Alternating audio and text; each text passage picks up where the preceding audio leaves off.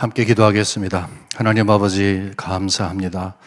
오늘도 저희들 이렇게 귀한 기회 허락해 주시어서 역사 가운데 일하신 하나님을 발견할 수 있고 그 하나님이 나의 하나님이시고 오늘의 교회를 주관하시는 하나님이시는 것을 다시 한번 확인할 수 있는 기회 주셔서 감사합니다. 이 시간 처음부터 끝까지 하나님의 장중에 맡겨드립니다. 무엇보다도 이 종을 불쌍히 여겨 주시옵소서. 정확하게 명쾌하게 그러나 분명하게 하나님의 마음을 잘 전달할 수 있도록 도와주시옵소서. 우리 이 강의를 듣는 모든 분들 마음속에 성령 충만하여서 새로운 정보를 얻는 그 이상으로 마음속에 내가 하나님을 어떻게 믿어야 하는지에 대한 확신을 갖게 하시고 그 확신들이 모여져서 이 한국 교회가 새롭게 일어날 수 있는 아름다운 불꽃들이 되게 하여 주시옵소서. 감사합니다. 모든 말씀 살아계신 예수 그리스도의 이름으로 기도 올리옵나이다. 아멘. 네, 지난번에 이어서 오늘 이렇게 강의를 할 수 있게 되었습니다. 저는 조진모 교수입니다. 우리 지난주에 공부한 것 굉장히 많이 있지만 지난주는 아니고 지난번에 공부한 것 상당히 많이 있지만 이제 그 가운데서 중요한 내용들을 한번 복습해 보도록 하겠습니다. 잘 기억하시리라 생각하고요. 그 복습 내용은 이제 제가 칠판에다가 좀 적어가면서 하도록 하겠습니다. 자, 성경이 우리에게 가르쳐주는 상당히 중요한 것이 있다 이렇게 말씀드렸습니다. 성경은 모든 것들을 가르쳐주지만 그 성경이 우리들에게 역사를 어떻게 바라보느냐 하는 어려운 말로 하면은 역사관에 대해서도 역사적인 관점에 대해서도 가르쳐주고 있다. 그 말씀을 조금 길게 드렸습니다. 하지만 오늘은 저희가 갈 길이 멀기 때문에 굉장히 짧게 말씀을 드리도록 하겠습니다. 제 말이 아니라 성경이 말하기를 역사를 이렇게 읽어라 라고 말을 하고 있습니다. 역사는 처음이 있다, 출발이 있다, 창조로 시작하는 것이죠. 여러분 창세기를 보게 되면 하나님께서 창조하시는 것으로 시작하는 것을 분명히 알고 있습니다. 그런가 하면 쭉 이어져서 맨 마지막 끝이 있습니다. 종말이 있습니다. 마지막 날이 있습니다. 이것은 제 말이 아닙니다. 성경이 말을 하고 있는 것입니다.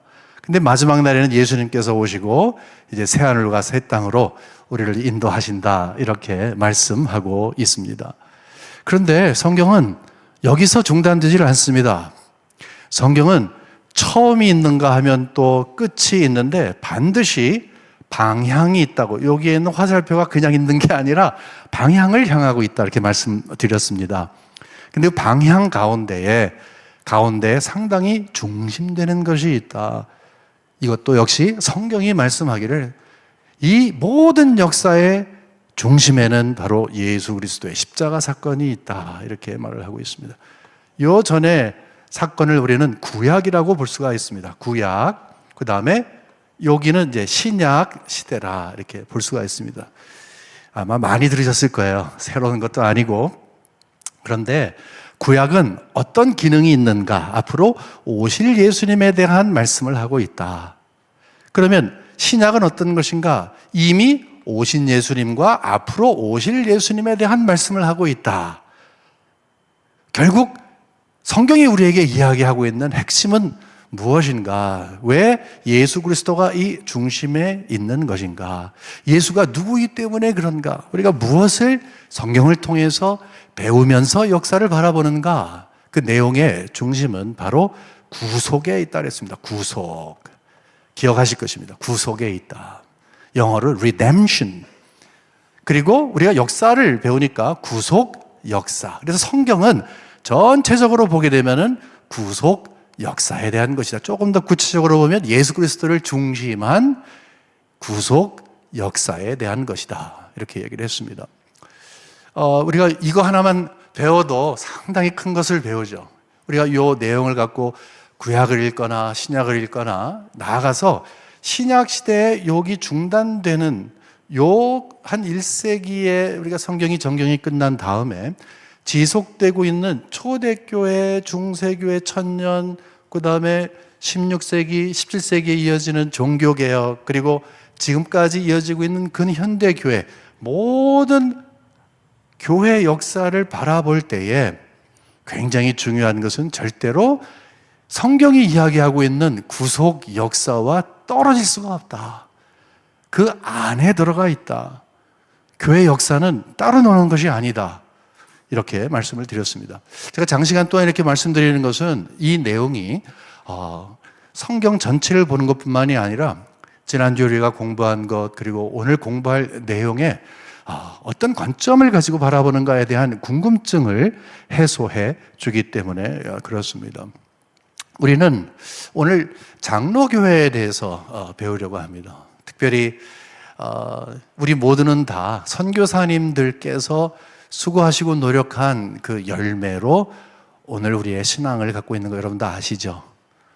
예, 그렇습니다. 우리는 선교사님들께서 저 동방에 있는 미지의 나라, 정말 미개한 나라, 영적으로도 아직도 황무지와 같은 그런 나라에 하나님께서 나를 보내시면 가겠습니다 라고 해서 이 땅에 오셔서 복음의 씨앗을 심어주셨는데 그 열매로 오늘날 이렇게 모든 세계가 깜짝 놀랄 정도로 부강한 국가가 되었고 또 이제는 복음을 수출하는 엄청난 파워를 갖고 수출하는 그런 기독교 강국이 되었는데 처음에는 굉장히 작게 시작을 했죠. 지금 우리가 역사관이라고 하는 것은 아까 말씀드린 것처럼 이렇게 처음서부터 끝까지 하나님께서 그리스도를 중심해서 이끌어 가신다고 했을 때 우리 한국 교회를 바라볼 때에도 초대교회, 중세교회, 그 다음에 종교개혁을 지나서 근현대교회에 와서 선교사님들 우리 한국 땅에 오시는 모든 과정 그리고 우리 한국을 통해서 정말 세계 곳곳에 모든 방언과 모든 민족에게 복음이 전해지는 또 그 다음에 그분들이 복음을 또 숙성시키고 또 다른 곳에 전하는 이 모든 것들은 과정이다. 우리 한국교회의 교회 역사를 과정 속의 하나로 보는데 그것은 하나님께서 하나님의 나라를 확장해 나가시는 그 과정 속에서 우리 한국교회를 바라봐야 된다. 그런 의미에서 무슨 선교사님들에 대한 감사한 마음도 있지만 우리가 하나님께서 우리 한국교회를 얼마나 사랑하시는지 또 기대가 많으시는지 우리가 함께 볼 수가 있습니다. 제가 여기에서 여기에서 한국 교회의 특징이라고 한다면 사실은 우리가 서구 교회와 다른 점이 있다면 서구 교회는 기독교가 시작된 곳이죠. 아주 큰 그림을 그리겠습니다. 뭐 거기에도 뭐 예루살렘부터 시작해갖고서 막 확장이 되고 이렇게 했습니다. 그 다음에 그것이 유럽으로 건너가 가지고서 뭐 오랜 세월 동안 기독교 역사가 있어 왔습니다. 근데 그것이 우리 한국으로 이제 수출이 된 거죠. 우리는 수입을 한 것입니다. 그러니까 외국에서 있었던 우리 한국 땅이 출발점이 아니라 다른 곳에서 출발된 그 기독교가 우리에게 왔다는 거예요. 요 과정. 그런데 적어도 우리 한국교회 왔을 때는 여기에 선교사님들을 통해서 복음의 씨앗이 심겨졌다. 근데 이 선교사님들이 어떤 분이냐에 대한 질문을 갖는 것은 너무 당연한 일이죠. 어떤 분이냐? 그러니까 우리 정체성을 찾기 위해서는 우리 뿌리를 찾아야 되잖아요. 근데 그 뿌리를 찾다 보게 되면 이분들이라고 하는 답이 나오게 됩니다. 많은 분들이 수고하셨습니다만은 저희들은 특별히 맨 처음 1901년도에 평양신학교가 세워졌는데 그리고 1907년도 그러니까 6년 있다가 첫 번째 학생들이 졸업을 하게 되는데 그리고 바로 그때 첫 노회가 있게 되는데 장로교회를 말씀드립니다. 그 평양신학교의 신학이 과연 어떠한 신학을 갖고 있느냐 그 가운데서도 이 성경관이 어떤 것인가 하는 것을 우리가 관심을 가져보도록 하겠습니다. 사실 선교사님들이 엄청나게 수가 많으시고 또 종류도 굉장히 다양하고 종류라는 것은 신학적인 성향과 또 가르치신 내용과 어떤 분은 잠시 왔다 가시고 어떤 분은 길게 계시고 어떤 분은 가르치시고 어떤 분은 노방전도에 중점을 두시고 어떤 분은 의사가 되시고 어떤 분은 선생님이 되시고 굉장히 많잖아요. 그 가운데서 좀 집중해서 우리 한국교회의 첫 번째 신학교였던 평양신학교, 그리고 그것이 장로교 신학교였는데 거기에 성경관을 배우게 되면 우리 여러분 모두가 다 궁금해 갖고 계시는 그 성경 수호를 어떻게 할 것인가 하는 것과의 분명한 연관성을 우리가 지닐 수가 있습니다.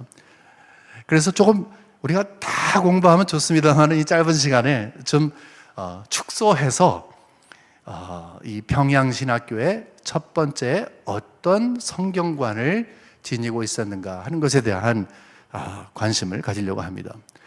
이것도요 방대합니다. 그 가운데서 가급적이면은 조금 이렇게 좀 줄여서 우리가 이해할 수 있는 선에서 한번 공부를 해보도록 하겠습니다. 장로교회라고 얘기를 했잖아요. 장로교. 그러다 보니까 우리가 장로교라고 했을 때 그 장로교가 어떤 건가? 여러분 다 아시겠습니다. 장로교가 어떤 것인가? 원래 침례교는 장로님들이 계시지 않아야 됩니다. 근데 침례교에도 장로님들이 계세요. 그러니까 자칫 잘못하면 우리 장로교 하게 되면은 장로님들이 중심이 되어서 당회를 중심으로 행정기구를 수립해서 교회를 이끌어가는 어떤 정치 형태 이렇게 볼 수도 있습니다. 예, 맞습니다. 정치 형태 맞습니다. 이 정치라고 하는 것은 갑자기 이거 뭐 정치 이야기한데 그 나쁜 의미가 아니고 어떻게 교회가 구성이 되느냐.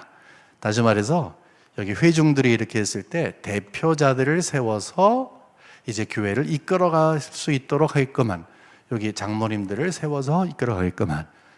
그러니까 이거와 반대되는 게 이제 회중교회죠. 회중교회 아마 들어보셨을 거예요. 회중교회는 뭐냐면 회중들이 중심이 되는 거예요. 우리 위에 다른 사람 없다. 이것이 바로 회중교회의 핵심입니다. 또 감독제가 있어요. 지금 두 가지 말씀드렸는데 처음 들어보신 분들은 좀 어려울 수도 있을 거예요. 하지만 뭐 편안하게 생각하세요. 장로교회는 대표를 뽑아서 이 교회를 이끌어가는 것이다. 그 다음에 회중교회는 우리 위에 사람 없다. 우리가 중심이 되어서 어떤 우리 위에 모든 성도님들이 회중이 우리 위에 누가 있는 것을 불편하다. 이렇게 해서 회중 중심으로 가는 것이 회중교회다. 영어로 말하면 congregationalism이라고 얘기합니다. 그 다음에 세 번째는 뭐냐면은 감독제. 로마 카톨릭 같은 경우는 완전히 피라밋 아니겠습니까? 이렇게 피라밋. 그래갖고 위에 교황이 있고 그다음에 쭉 서열이 있는데 이 정도까지는 아니지만 이런 건 아닙니다. 아님에도 불구하고 교회 안에서 어느 정도 서열이 있어서 감독이 있으므로 아래에 있는 교회를 담당하는 분들을 감독하고 그 위임을 받은 분이 이제 회중을 감독하는 그것이 바로 감독제입니다. 이것은 장로교의 정치를 두고 얘기를 합니다. 근데 거기로서 끝날 경우가 많이 있어요. 장로교회를 이해하려면 두 부분을 생각해야 돼요. 하나는 정치요, 다른 하나는 신학입니다. 신학. 그러니까 두 가지를 동시에 생각하시는 것이 좋습니다. 장로교의 특징은 무엇입니까? 장로교회적인 정치와 신학을 가지고 있습니다. 이렇게 말씀하는 것이 옳은 것이라 생각을 합니다. 그럼 우리의 질문은 어떤 신학인데? 라고 하는 질문을 아무래도 갖게 되겠죠. 이 질문은 우리가 이렇게 말씀할 수 있습니다. 아무래도 우리는 뿌리를 좀 찾아가야 되잖아요. 자, 어디서부터 뿌리를 가질까? 아까 좀 전에 말씀드린 것처럼 이렇게 반복하면 성경이 말하는 역사는 이런 식으로 진행이 됩니다. 처음이 있고 끝이 있고 방향성이 있습니다. 새하늘과 새 땅을 향해서 열심히 가고 있습니다. 여기에 그리스도의 십자가 사건이 있습니다. 그 다음에 여기에 1세기가 끝나고 성경의 정경이 끝난 다음에 초대교회, 중세교회, 그 다음에 종교개혁, 그 다음에 이 근현대가 이렇게 이어지고 있는데 우리는 어디 있는지 모르겠어요. 예수님이 언제 오실지 몰라요. 하지만 이렇게 이어지는 상황 가운데에서 장로교회가 언제서부터 출발이 되었는가? 장로교회가 그러니까 하나님께서 장로교회 선교사님들을 통해서 평양신학교를 세우시고 우리 한국교회를 축복하셔서 이 세계에서 가장 장로교회가 흥황한, 사실은요, 저는요, 어렸을 때 세상에 장로교회만 있는 줄 알았어요. 그 정도로 장로교회가 뭐 한국에는 정말 중심을 잡고 있는데, 사실 외국에 나가보면 장로교회가 그렇게 중심되지는 않습니다. 근데 이게 어디서부터 오게 되는 것인가? 그거는 사실은 여기 종교개혁이라고 볼 수가 있습니다. 종교개혁에는 크게 봤을 때 이제 네 개의 이 갈래로 갈라진 그런 이 물줄기가 있습니다. 하나는 루터란이고, 하나는 칼빈주의고, 다른 하나는 영국의 국교회, 아마 들어보셨을 것입니다. 그 다음에 네 번째는 제세례파라고 그래서 에나베티스트라고 하는 그런 사람들이 있습니다. 뭐 저희 요거 공부하겠다는 게 아니라 이제 뿌리를 찾아가는 것 가운데 여러분이 자주 들으시는 칼빈에 대한 이야기, 그래서 장로교회는 칼빈주의다, 칼빈의 신학에 입각한다, 이런 말씀을 드렸습니다만은, 종교개혁은 이렇게 분명히 처음에는 다 로마 카톨릭과 반대되는 그런 사상으로부터 시작을 했지만, 이제 시간이 지나가면서 그러면 우리가 성경을 어떻게 해석해야 될 것인가에 따라서 이런 식으로 이제 나눠졌다, 이렇게 보시면 되겠습니다. 이 가운데서 칼빈은 그러면 어떤 성격을 지니고 있었는가? 칼빈의 성격의 가장 핵심적인 것은, 초대교회를 보게 되면요, 여기 거의 5세기에 끝나게 되는데 맨 마지막에 여러분이 잘 아시는 어거스틴이 있습니다. 어거스틴. 여러분 어거스틴에 대해서 들어보셨죠? 어거스틴의 신학은 이것저것 굉장히 많습니다. 상당히 많고, 또 아무래도 5세기다 보니까 뭐 완벽한 그런 신학을 갖고 있지는 않지만, 어거스틴이 핵심적인 게 어떤 것입니까? 은혜, 언약, 은혜, 신학. 성경을 읽으면서 그리스도께서 우리를 위해 대속의 죽음을 죽으시고 값없이 다 오너라 라고 하신 그 하나님의 은혜가 있는 것. 그래서 어거스틴의 신학이 있었는데 중세교회는 이것이 조금 변형이 돼 갖고서 은혜로 구원을 받는 게 아니라 행위로 구원을 받는 것으로 변해버렸죠. 그래서 다시 종교개혁자들이 루터를 포함해서 다 앞서 나가서 우리는 행위로 구원을 얻는 것이 아니라 우리는 하나님의 은혜로 구원을 얻습니다, 이렇게 주장을 했습니다. 근데 칼빈주의가 이렇게 간단하진 않습니다. 그 하나로, 은혜라고 하는 단어로 이렇게 이 모든 것을 다 규정할 수 없습니다만은 출발점이 은혜다. 왜 그렇습니까? 성경이 그렇게 얘기를 하니까. 다시 말해서 성경으로 돌아가는 거예요, 성경으로. 그러니까 종교개혁자들의 핵심은, 특별히 칼빈은 성경신학자다라고 이야기를 했을 때, 칼빈은 성경 앞에서 굉장히 솔직했던 사람이었습니다. 우리 장로교회 혹시 목사님들이나 우리 성도님들 계시면 성경 앞에서 솔직해야 돼요. 이렇게 말을 해요. 나는 성경이 말하는 만큼 말하고 가는 만큼 내가 간다. 더 이상은 없다. 나한테 더 한다고 이렇게 생각하지도 말고 나는 성경이 말하는 만큼 이야기를 한다.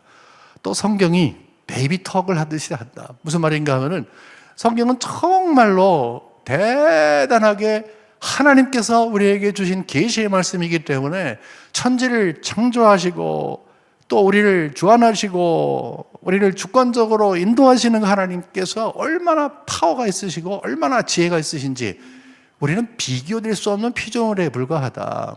근데 주께서 창조물된 우리에게 말씀을 주시면서 계시를 하실 때에는 우리가 알아들을 정도로 말씀을 주셨다. 저도 이제 손주가 생겼습니다만은, 손주랑 이야기할 때 그 애기 방글방글 웃을 때 인생이 어떠니? 뭐 이렇게 말하지 않잖아요. 그냥 오르르 꽂고 뭐 하나 먹으면 그냥 막 자지러지고 뭐. 왜 그렇습니까? 베이비 턱이라는 게 애들에게 맞춰서 그 아이들이 이해할 만한 것으로 이 언어를 구사하는 것이죠. 성경이라는 것은 그렇습니다. 하나님의 무한한 지혜를 우리가 알아들을 수 있을 정도의 수준으로 우리에게 주신 것이 하나님의 말씀이에요. 하지만 그 말씀을 우리에게 줬다고 해서 하나님은 이만하신데 우리는 요만큼, 그게 아니라는 거죠. 성경에 충족성이 있어요. 성경은 우리에게 믿음과 우리의 삶과 우리가 살아가는 모든 것에 필요한 모든 것들을 담을 정도의 것들을 우리에게 주신 것이죠. 여러분 아멘 하시죠? 예, 맞습니다. 그래서 성경으로 돌아가는 것이다. 다 근데 성경으로 돌아가잖아요. 다, 모두가 다. 심지어는 이단도 성경을 제시합니다.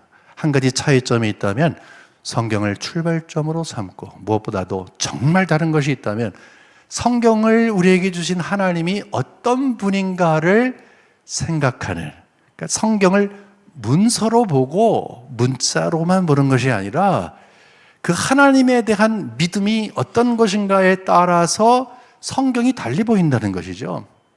그런 의미에서 봤을 때 출발점을 성경으로 합니다라고 하는 것은 하나님이 창조주 하나님이시고 구원 역사 가운데서 우리를 모두 예수 믿는 자들을 구원할 분이기 때문에 그 구원의 길을 우리에게 주시기 위해서 구원 역사를 우리에게 그리스도를 중심으로 주시기 위해서 우리에게 우리의 이해할 수 있는 수준으로 주신 것이 바로 성경이다. 그런 출발점을 삼는 것입니다. 그냥 성경책이 아니라, 물론 성경책 자체가 우리에게 계시로 주신 것이고 성령을 통해서 주신 것이기 때문에 그 자체로서도 지니고 있는 권위가 있지만 우리는 성경을 볼 때마다 성경을 주신 하나님에 대한 믿음이 나에게 있느냐, 이것이 항상 점검되어야 됩니다. 근데 칼빈은 그것을 정확하게 했다는 것이죠. 근데 여러분 놀라지 마세요. 이 칼빈에게 아주 귀한 제자가 있었습니다. 아이고, 칼빈에게 귀한 제자가 한 분이 있었습니다. 그 당시에 칼빈에게는 많은 제자가 있었는데 그 중에 한 분이 존 녹스라고 하는 분, 영어로 낙스라고 얘기도 하는데 존 낙스라고 하는 분이 있었습니다. 이분이 어디 분이냐? 스코틀랜드 분이에요. 스코틀랜드. 그래서 스코틀랜드에서 태생했다가 맨 처음에는 스코틀랜드에 이제 루터란 신학이 들어갔거든요. 그래서 루터란 신학을 가지고서 이제 스코틀랜드 안에서는 막 개혁을 하나님께서 주도해 나가셨는데 이제 어려움을 겪습니다. 왜냐하면 영국 전체로 봤을 때 이제 너무 긴 이야기지만 굉장히 짧게 말씀을 드리겠다면은 그때 당시에는 로마 카톨릭이 너무 성했어요. 그러니까 로마 카톨릭이 종교 개혁하는 사람, 이게 개신교가 막 차고 올라오니까 가만히 있는 거 아니죠. 그냥 토론을 하면서 너희 틀렸잖아, 이게 아니라 종교 재판소라는 것을 이제 개설해 가지고서 아예 막 암암리에 사람 죽이기도 하고 잡아다가 고문하기도 하고 굉장히 힘들었습니다. 종교 개혁이 시작하면서 마치 초대교회의 출발점에서 많은 성도님들이 수세기 동안 어려웠고 카타콤에 들어가야 됐고 그다음에 순교의 잔을 마셔야 됐던 그런 위치와 마찬가지로 종교개혁이 시작이 된 다음에 중세시대에 없었던 어려움이 다시 시작을 한 것이죠.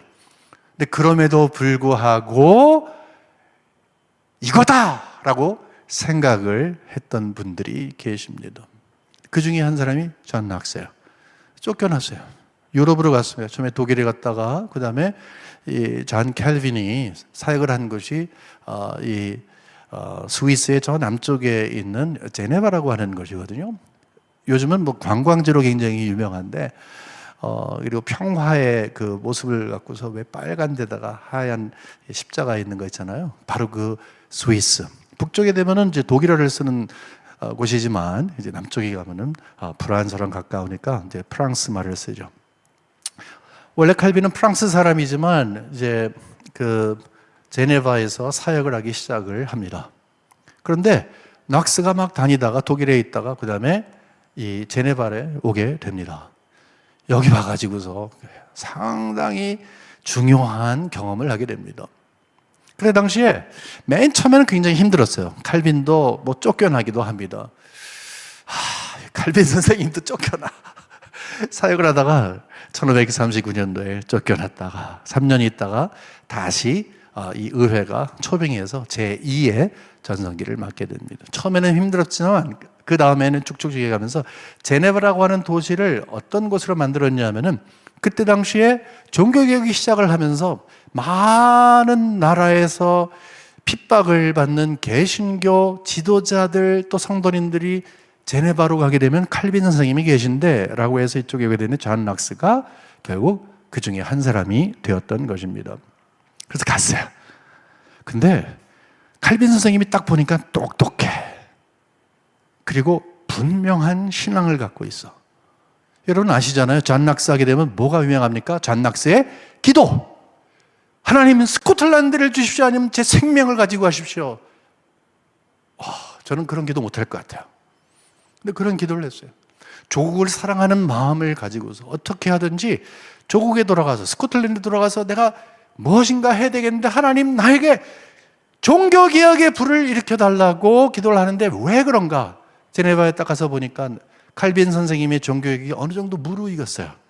그 다음에 아까 말씀드린 대로 똑똑하고 신앙도 있고 기도의 사람이고 하니까 제네바에 가게 되면 거기 세인피에르 교회가 있습니다. 세인피에르 교회당인데 저쪽 아래로 보게 되면 제네바 호수가 보이는 데인데 바로 옆에 죄송합니다. 이렇게 교회당이 이렇게 있으면은 요 길 하나 차이에 요 바로 옆에 건물이 있는데 이 건물이 어떤 거냐면 존 락스가 여기에서 영어권 사람들을 목회했던 장소가 바로 여기예요. 그러니까 제네바에도 영어권 사람들도 망명해 왔잖아요. 종교적인 망명을. 그 사람들을 위해서 여기에서 글쎄 목회자로서 일을 시켰습니다. 상의를 하고 바라보고 꿈을 꾸기 시작을 했어요. 와, 스코틀랜드 가면 그냥 종교개혁을 있는 게 아니라 제네바와 같이 하겠다. 그래서 칼빈 선생님의 신학을 배웁니다. 신앙을 배웁니다. 교회관을 배웁니다. 성경을 배웁니다. 그래서 제2의 칼빈과 같은 인물이 되어서 돌아가게 됩니다. 여러분 이것은 하나님의 섭리 가운데 일어날 일입니다. 그러니까 칼빈이 스코틀랜드로 돌아간 거랑 똑같은 거예요. 굉장한 거 아닙니까? 모르겠습니다. 저는 굉장하다고 생각합니다. 딱 들어갔는데 그때가 바로 1559년도예요. 1559년도에는 칼빈 선생님께서 기독교 강요를 제일 처음에 1536년도에 초판을 낸 다음에 개정한 다음에 최종판을 낸 게 1559년. 다시 말해서 상당히 신학적으로 목회적으로 무르익었을 때 하나님께서는 그 열정과 실력과 또 비전을 하나님께서 칼빈에게 주셨던 것을 녹서에게 주시고 이걸 갖고 스코틀랜드로 가게 됩니다. 자, 그래서 그 다음에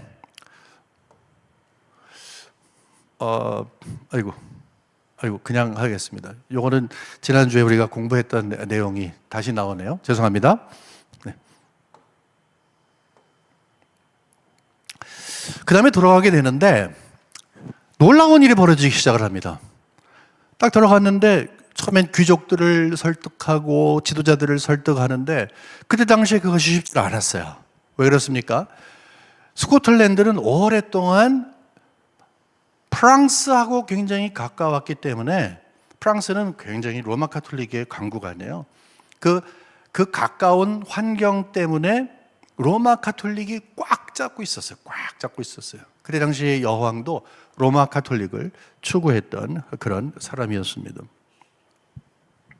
자, 근데 하나님께서 이분에게 놀라운 은혜를 주십니다. 나는 교회 개혁을 해야 되겠다. 여러분, 그래서 만들어진 것이 바로 장로교회입니다. 1559년도에 맨 처음에 들어갔는데 1560년도에 첫 총회를 하게 됩니다. 첫 총회를 하게 됩니다. 이렇게 해서 시작을 하게 됐습니다. 이게 여러분 가운데 지난주에 제가 공부할 때 제 사명 중에 하나가 역사에 대한 관심이 없는 분은 역사에 대한 관심을 갖고 이게 제 사명 중에 하나고 또 역사를 좋아하시는 분이 있으면은 교회 역사 쪽으로 끌어들이는 게 제 사명이고 또 교회 역사를 잘 아시고 또 재미있어 하시는 분들에게는 공감대를 형성한다고 그랬잖아요. 여기에서 공감대가 형성이 되는 거예요. 왜 그런가 하면 역사 공부의 가장 핵심은 역사의 주인이신 하나님이 어떤 분이냐 하는 거예요. 이렇게 시작이 된 것이, 이렇게 장로교회가 시작이 된 것이 결국은 나중에 미국으로 건너가게 되죠. 미국으로. 근데 단순히 스코틀랜드에서만 건너간 것은 아니고 아일랜드라고 하는 곳에서도 건너갑니다. 우리 영국을 보게 되면은 이렇게 아일랜드가 있고 스코틀랜드가 있고 잉글랜드가 이렇게 있잖아요. 눈사람 같이 보이네요, 근데. 예. 제가 글씨도 잘 못 쓰고 그림도 못 그립니다. 예. 원래 글씨 못 쓰는 사람이 공부도 못 하는데 제가 그 과에 속한 것 같습니다. 네. 그림을 아무리 잘 그리려고 해도. 자, 이게 바로 그 영국 대제국이죠. 이렇게 보게 되면. 그런데 나중에 스코틀랜드에서 핍박을 크게 받을 때 어떤 일이 있냐면은 이 장로교인들을 어디로 이주시키냐면 이 장로교인들을 사실은 말살 정책이긴 했는데 이 아일랜드로 보내게 됩니다. 왜 그런가 하면 아일랜드는 상당한 로마 가톨릭 국가예요. 근데 거기에서 요 북쪽 요쪽에 엄청나게 많은 장로교의 이 성도님들이 신앙을 순수하게 지켰습니다. 우리가 다른 경우를 통해서라도 여러분 아시겠습니다만은 여기에 있었던 분들은 어렵고 힘들고 나중에 핍박도 받고 이런 일 당하고 또 우리가 지난주에 공부한 것처럼 이제 결국은 이 교회 분열, 이 스코틀랜드 장로교회 분열 이 역사를 통해서 이 순수한 존 낙스가 전해주고 또 그의 동료들이 시작한 장로교회 정신이 많이 훼손되기도 했습니다만은 이때 이주했던 죄송합니다. 이게 제가 이거를 여기 와서 배웠기 때문에 네, 오케이. 이주했던 이 아일랜드의 장로교회 순수한 분들, 이 분들이 결국은 미국에 와서 핵심을 갖게 됩니다. 그 장로교회 가운데서도 미국의 장로교회의 핵심이 누구냐라고 이야기한다면 물론 스코틀랜드에서 오신 분도 있지만 더 핵심이 되는 것은 거기에서 힘들고 어려운 척박한 곳, 아일랜드 북쪽 굉장히 살기 힘든 곳이거든요. 거기 거의 망명 수준으로 갔던 그런 분들이 힘들지만 그 장로교회 성경 중심, 성경의 무언은 물론이고 성경에 우리에게 당신을 보여주신 하나님에 대한 분명한 믿음을 갖고 있던 그분들이 중심이 되어서 미국 장로교입니다. 그 미국 장로교의 핵심은 제일 첫 번째는 물론 스코틀랜드에서 오신 분도 있지만 아일랜드에서 오신 분들이 상당히 주를 이루게 됩니다. 그러니까 순수한 신앙을 지켰다 이렇게 볼 수가 있는 것이죠. 이 가운데에서 지난주에 우리가 봤습니다만은 여러 가지로 분열도 있고 어렵고 그렇게 되잖아요. 그 가운데 이렇게 나뉘어지고 저렇게 나뉘어지고 이런 환경 가운데서 특별히 우리가 미국 장로교회 1차, 2차, 3차 이렇게 분열을 지난주에 그냥 훑어서 봤는데 특별히 이 3차 분열은 바로 그 백그라운드가 어떤 거냐, 성경의 오류를 주장하는, 성경의 무오의 반대가 오류 아니에요. 성경의 오류성을 주장하는, 그리고 계시의 말씀이기 때문에 성경이 성경을 해석하고 성령을 통해서 우리가 이해를 해야 되는, 특별히 이제 성경이 성경을 해석하는 거 굉장히 중요한데 그러지 않고 우리의 이성을 사용하고 해서 이 시대적인, 다시 말해서 계몽주의의 그 산물이었던 합리주의와 이성주의 이런 것들을 가지고서 성경을 읽기 시작하던 사람들의 영향을 받은 것이 결국 제3차 이 분열의 핵심이라고 했는데, 우리가 굉장히 관심을 둬야 할 것이 뭐냐면은 이 전쟁입니다, 여러분. 이 전쟁이에요.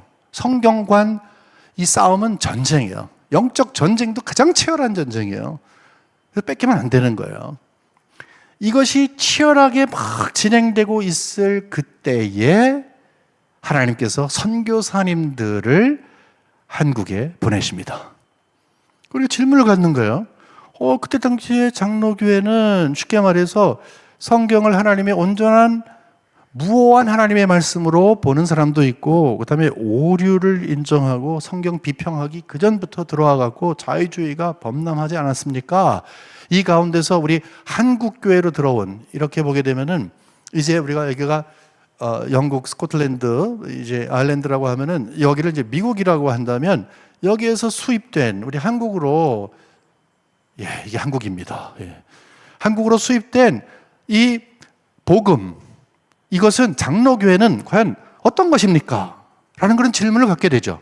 우리가 그걸 잘 이해할 때 우리 장로교의 뿌리에 대한 정체성을 잘 이해하는 것이 되겠죠. 여러분 놀라지 마세요.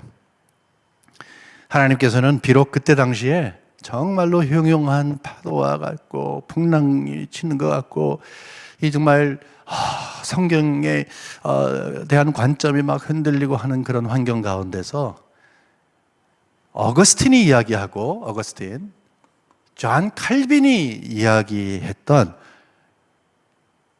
우리에게, 그리고 물론 여기에서는 존 락스가 이야기한 순수한 성경관을 지닌 선교사님들이 제일 첫 번째 1901년도에 개교한 평양신학교의 책임을 지셨습니다. 여러분 놀라지 않으세요? 할렐루야. 너무너무 이것만 생각하면 다행이다라고 생각하지만 여러분, 다행인 것 이전에 하나님께 감사해야 되겠죠. 인간적으로 보면 다행이지만 그렇게 역사하신 하나님, 섬세하게 이 주도해 오신 하나님에 대한 감사한 마음이 이제 우리에게 있어야 하겠습니다. 이 큰 그림 안에서 처음에 오신 선교사님들에 대한 이 말씀을 잠깐 드리도록 하겠습니다. 우리 한국 장로교회는 네 군데에서 들어왔어요. 네 군데서. 이제 첫 번째는 북장로교, 미국의 북장로교에서 들어왔고요. 그 다음에 두 번째는 시간적으로 봤을 때는 호주 장로교에서 들어왔어요. 그 다음에 세 번째로 봤을 때는 남장로교에서 들어왔어요. 그 다음에 네 번째는 캐나다 장로교에서 들어왔어요. 이렇게 제가 그냥 대충 쓰지만 제가 말씀을 하니까 여러분이 그렇게 이해하시기 바랍니다. 여러분 다 쓰지 않아도 괜찮죠? 괜찮습니다. 거기 끄떡끄떡 하시니까 제가 안심하고 이렇게 쓰겠습니다. 네. 이런 식이 됐습니다. 1880년도에 이렇게 들어왔고 1890년도에 이렇게 들어왔습니다. 이 가운데서 맨 첫 번째 오신 분이 바로 이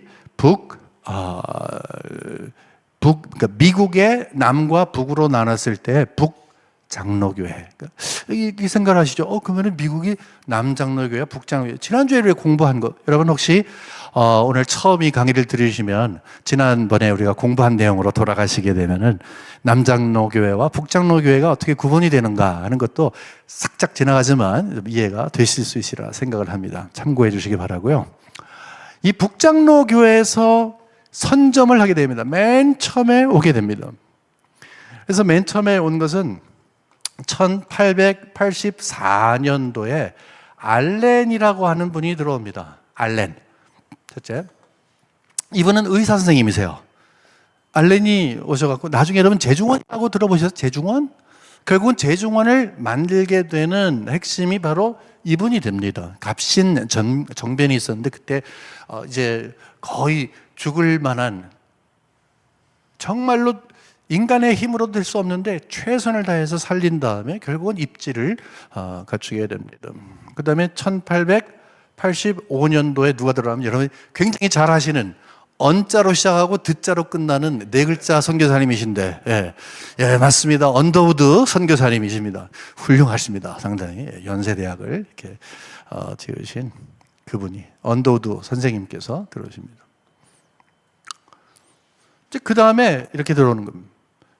근데 차이점이 있다면 이제 의료 선교사하고 이제 복음 선교사라는 차이가 있겠죠. 우리는 물론 발판을 놓은 건 사실이지만 우리의 지금 현재의 관심은 여기에 있습니다. 놀라운 것이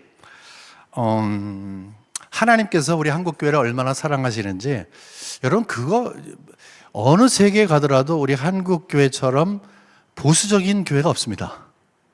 여러분 그 세계를 막 다녀보신 분들은 아실 거예요. 우리 요즘에는 뭐 유튜브도 있고 문서도 많이 있으니까 아실 터인데 정말로 한국교회는 보수적입니다. 보수적이라고 하는 정의를 어떻게 내릴 수 있느냐? 굉장히 성경 중심입니다. 왜 성경 중심이냐? 1901년도에 평양신학교가 시작이 됐지만 그 전에 하나님께서 작업을 하셨어요. 작업을. 어떤 작업을 하셨을까? 하나님께서 이런 작업을 하셨습니다. 첫 번째, 1890년도에 어떤 일이 있었냐면은 선교사님 한 분이 이제 한국을 다녔습니다. 우리 중국 선교사이신데 그분 역시 북장로교회 선교사로 중국에서 엄청나게 사역을 활발하게 하셨습니다만은 큰 열매는 없이 이제 미국으로 돌아가시는 그런 길에 조선에 들렸습니다. 그래서 선교사님들에게 그때 많이 없었는데 그분들에게 선교는 이렇게 하십시오라고 하면서 강의를 하셨어요. 그분의 성함이 바로 네비우스라는 분입니다. 한번 많이 들어보셨을 거예요. 네비우스. 이 네비우스의 그 이름은 지금까지도 선교학, 무슨 역사학, 한국교회 모든 것의 출발점에 나옵니다. 왜 그러냐면 이분이 가르쳐준 선교의 방법, 삼자라고 해서 이제 모두가 다 자주, 자립, 자전. 그래서 모두가 다 의존하지 말고 다 스스로 일어나십시오. 그리고 선교사님들이 가급적이면 이렇게 한 다음에 우리는 떠나야 됩니다. 그리고 이제 복음을 받았으니까 이제 여러분들이 전도하고 이제 선교하는 그런 교회로 있어야 됩니다. 이것을 삼자라고 얘기를 합니다. 근데 그것이 굉장히 중요한 일이지만 제가 개인적으로 봤을 때에는 그거보다 더 중요한 것을 하나 우리 한국 교회에 남겨주셨습니다. 그게 뭐냐면은 여러분, 교회는 성경 중심이어야 됩니다. 그 말씀을 남겨줬어요. 성경을 가르치십시오. 성경을 가르치십시오. 성경을 설교하십시오. 성경 중심의 교회가 되십시오. 그걸 주신 거예요. 보통 네비우스 하게 되면 이분이 어떻게 선교할 것인가 하는 것을 보지만 이분이 우리에게 주신 그것, 바로 그것, 바로 성경 중심의 교회로. 그래서 옛날엔 부흥회 이전에 사경회라는 게 있었죠. 그리고 1907년에 우리가 부흥운동이 있었을 때 그 전에 역시 사경회를 통해서 말씀이 자체가 파워가 있으니까 성령께서 감동을 주셔서 사람들이 결국은 거기에서 어찌할꼬 하면서 주님께 돌아오는. 베드로가 뭐 3,000명 회개하라 그럴 때 뭐 공부해서 가르쳤나? 그게 아니죠. 하나님의 뜻을 분명하게 정하니까 성령께서, 성경이 이야기하고 있는 복음이, 예수 그리스도의 십자가의 복음, 그의 죽음과 부활의 복음, 그것이 파워가 있던 것이죠. 그래서 이것을 상당히 중시하게 되었습니다. 그 다음에 두 번째 거가 있다면은 1893년도부터 이제 뭐 그때 처음부터 시작된 건 아니고 이제 쭉 이어서 1897년 정도에 이제 좀 더 세분화가 됐는데 그게 뭐냐면은 선교지 분할 정책이라는 걸 했어요. 선교지 분할 정책. 선교지에서 이제 가장 힘든 것 중에 하나가 약간 선교사님들끼리의 그 뭐라고 할까요? 좀 보이지 않는 경쟁이겠죠. 뭐 경쟁이 전혀 없는 거는 그것도 잘못된 겁니다만은 복음을 위해서 하나님의 나라의 확장을 위해서 부르심을 받았으면 사실 협력해서 모든 분들이 마음을 하나 합쳐갖고서 사실 해야 되는데 자칫 잘못하면은 잘못된 것에 이제 그 신경을 쓰게 됩니다. 그죠? 부정적인 어떤 그런 에너지에 많이 쓰게 됩니다. 우리 그런 거 하지 말자라고 해서 우리 조선 땅을 이렇게 나눠서 이런 식으로 뭐 이렇게까지는 아닙니다만은 비교적 넷으로 나눠가지고 여기는 북장로교, 그렇죠? 북장로교. 그러니까 북장로교 여기 북장로교 평양이 여기 있으니까 그 다음에 여기는 남장로교. 그 다음에 요 평양도 여기는 캐나다 장로교. 그 다음에 호주 장로교, 또 역시 초창기에는 뭐 북장로교, 이런 식으로 나눴어요. 여기 핵심은 뭐냐 하면 두 가지예요. 하나는 이제 분할을 했기 때문에 가급적이면은 쉽게 말해서